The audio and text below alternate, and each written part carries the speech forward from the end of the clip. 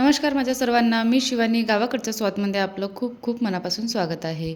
तर आज मी तुमच्यासोबत शेअर करत आहे अगदी सिंपल पद्धतीने आणि अगदी सोपी अशी मसाला बाटीची रेसिपी. राजस्थानी स्पेशल अशी मसाला बाटी बनवलेली आहे आणि ती रेसिपी मी तुमच्यासोबत शेअर करत आहे.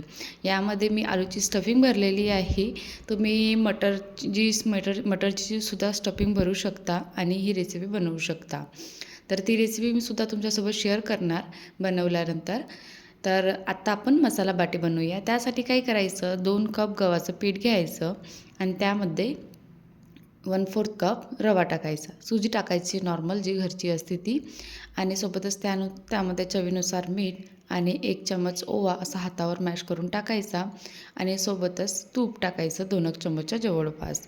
नंतर त्यामध्ये थोडंसं चिमूटभर बेकिंग सोडासुद्धा टाकायचा आणि हे सगळं अगोदर पूर्ण कणकीला म्हणजे गव्हाच्या पिठाला लावून घ्यायचं. सगळं मिक्स करून झाल्यानंतर आपल्याला यामध्ये थोडं थोडं करून पाणी टाकायचं आहे आणि याचा डो तयार करून घ्यायचा आहे. डो जास्त खूप असा घट्टसर किंवा नाही बनवायचा आणि खूप असा लूजसुद्धा नाही बनवायचा. सेमी हार्ड डो तयार करायचा आहे. स्पेशली बाटीसाठी जो डो बनवतो तो थोडासा हार्डच असते, बट यामध्ये आपल्याला आतमध्ये स्टफिंग भरायची आहे म्हणून याचा हलकासा फक्त सेमी हार्ड असा डो तयार करून घ्यायचा आहे. बनवून झाल्यानंतर 10-15 मिनटं रेस्ट करायला ठेवायचं. तोपर्यंत आपल्याला मसाला बनवून घ्यायचा आहे. मसाला बनवण्यासाठी मी मिक्सरच्या पॉटमध्ये 4-5 मिरच्या, लसणाच्या कराया, सोबतच सूप आणि धनिया दरदर असं वाटून घेतलेलं आहे. नंतर आपल्याला कढाईमध्ये सरसोचं तेल टाकायचं आहे, मस्टर्ड ऑइल टाकायचं आहे. त्यामध्ये जिरं आणि हिंग टाकायचं. सोबतच मी पालेकांद्याचा यूज केलेला आहे. होता म्हणून मी टाकला पालेकांदा. अगर समजा नसेल ना तर तुम्ही साधा कांदा टाकू शकता आवडत असेल तर, नाहीतर स्किपसुद्धा करू शकता. नंतर जो बनवलेला मसाला आहे तो टाकायचा आणि त्यालासुद्धा छानपैकी असं तेलामध्ये परतून घ्यायचं आहे.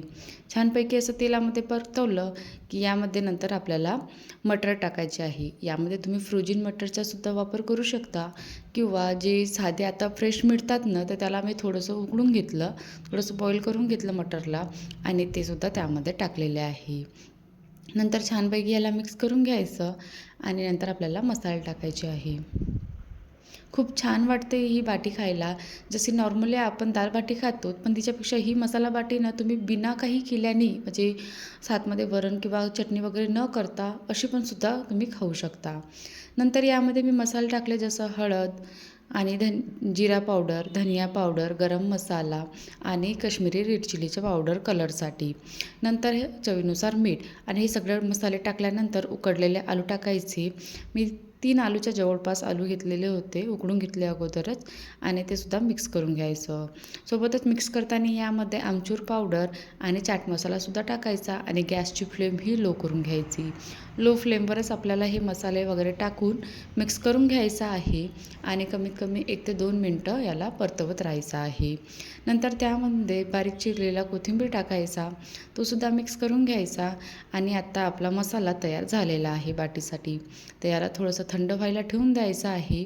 आता मी गॅस बंद करून घेतलेली आहे आणि याला थंड करून घेत आहे. एखाद्या ताटामध्ये काढून ठेवायचा, नाही तर एखाद्या भांड्यामध्ये काढून ठेवायचा.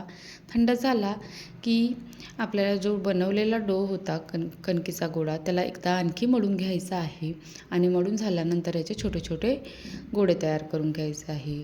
सपोज तुम्ही कुकरमध्ये किंवा जो बाटी बनवायचे जो पॉट असते ना, त्याच्यामध्ये तुम्ही अगर बाटी शिकत असाल ना तर मोठ्या आकारामध्येच बनवा. पण सपोज तुम्ही आता मी याच्यामध्ये बनवणार आहे, अप्पे पॅनमध्ये बनवणार आहे म्हणून मी छोटी छोटीच बनवलेली आहे. तर लिंबाचा आकार इतके मी गोळे तयार करून घेतले. नंतर अशा प्रकारे त्याची लोई तयार करून घ्यायची आहे. साईडनी थोडीशी पातळ करायची आणि पिठातल्या साईडनी थोडीशी जाडसर ठेवायची. ज्या प्रकारे आपण कचोरी वगैरे बनवतो किंवा कोणता पण आलू पराठा बनवताना जी स्टफिंग भरतो ना आतमध्ये, तशाच प्रकारे आपल्याला याला बनवून घ्यायचं आहे. एवढंच काय याला लाटायची गरज नाही आहे. तर अशा प्रकारे जेवढा मावेल ना मसाला तेवढा भरायचा यामध्ये आणि अशा प्रकारे याला पूर्ण पॅक करून घ्यायचं आहे. पूर्ण पॅक करून झालं की छानपैकी असं कुठेच गॅप न ठेवता याला असं चिपकवून घ्यायचं आहे आणि हलक्या हलक्या हाताने असं गोलसर करत याला ठेवून द्यायचं आहे. बाकीचे पण मी तुम्हाला अशाच प्रकारे बनवून दाखवतो. आणि कुकरमध्ये बनवताना काय करायचं, लीड किंवा सिटी वगैरे लावायची नाही आणि अगदी लो फ्लेमवर याला शिजवायला ठेवायचं आहे आपल्याला. तुम्ही कोणत्याही वस्तूमध्ये म्हणजे कोणत्या पण भांड्यामध्ये याला शिजवा, पण शिजवताना काय करायचं, गॅसची फ्लेम ही अगदी लो ठेवायची. त्यानुसार याला वेळ लागते थोडासा. आणि कढाईमध्ये बनवत असाल ना, तर त्यामध्ये सुद्धा तुम्हाला स्टँड ठेवून ते बरोबर लो फ्लेमवरच शिजवून घ्यायचं आहे.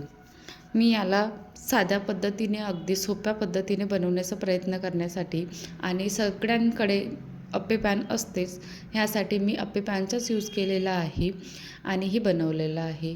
तर अप्पे पॅनमध्ये कसं जास्त तुपाचा किंवा तेलाचा वापरसुद्धा लागत नाही आणि आपल्याला मस्तपैकी असं बनवतासुद्धा येते. तर बनवून झालेल्या आहे बाटी आणि बनवून झाल्यानंतर चाकूच्या मागच्या साईडने असे त्यावर थोडेसे काप करून घ्यायचे, जेणेकरून आतपर्यंत शिजेल पण आणि शिजल्यानंतर त्याची डिझाईन पण खूप छान दिसेल. ह्यासाठी हे असे काप करून घेतलेले आहे आणि नंतर अप्पे पॅनमध्ये तूप टाकायचं आणि बाटांना मी थोडंसं तेल लावून घेतलं होतं, तेल नाही तूप लावून घेतलं होतं आणि नंतर त्याला शिजायला ठेवून दिलं होतं. तर शिजल्यानंतर बघू शकता छानपैकी असं पलटवत राहायचं.